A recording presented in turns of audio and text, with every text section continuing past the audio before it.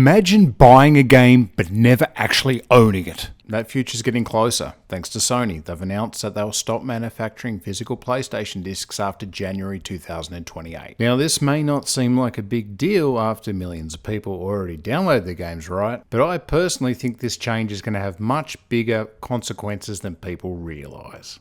For decades, or at least as long as I've been alive, buying a game meant that you owned a physical copy. You could put it on a shelf, lend it to a mate, trade it in, sell it years later, keep it as part of a collection. But with digital games, that's different. Because in the majority of cases, you're purchasing a license to access the game through your account rather than owning a physical copy.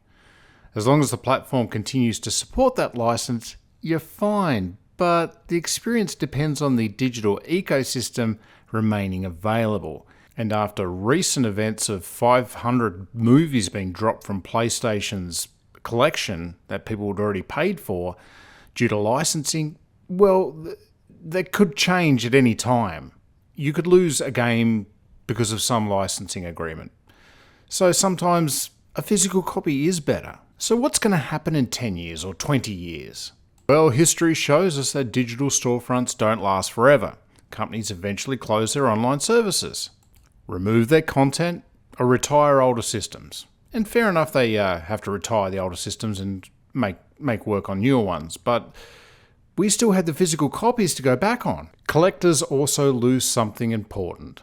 Limited editions, box collections, midnight launches, waiting outside of stores, the whole fun of waiting for something to be released is just a simple digital download, an unlimited quantity. It just doesn't have the same feel. The second-hand market is another casualty, of course. With physical discs, you could finish the game and sell it, or give it to somebody. Or buy another copy. With physical discs, you could finish the game and sell it, or buy a used copy at a lower price. Families could share games. No borrowing, no trading. My local library, at the moment, lends PlayStation 5 games, because some people just can't afford to own them. It's quite the shift. There's also the issue of internet access. Not everybody has fast, unlimited broadband. Some people live in rural areas.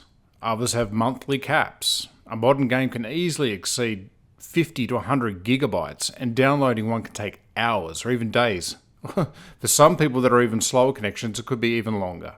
Sure, digital gaming works well for players that have fast internet, but it isn't equally convenient for everybody.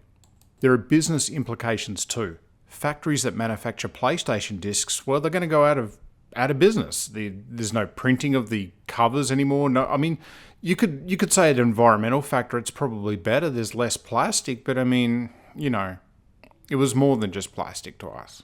Game stores like GameStop have been shrinking for years. I mean, they're going to have nothing to sell in the future.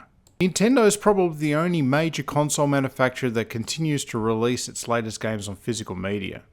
So I'd say get behind Nintendo and at least support them for doing that. I mean, from a business perspective, digital distribution reduces manufacturing, shipping, and inventory costs. It also gives publishers greater control over distribution and pricing. Whether those savings ultimately benefit gamers over time, we'll have to see. Of course, there's going to be people that have wanted a digital-only future for gaming, and that's fine for them, but there's still some of us that appreciate the physical disc. January 2028 won't be just the end of PlayStation discs. It could be remembered as the moment the gaming industry fully embraced a future where access replaced ownership. Anyway, what do you think? Are physical games becoming obsolete? Is this a step too far? Let me know in the comments below. This is Wantech.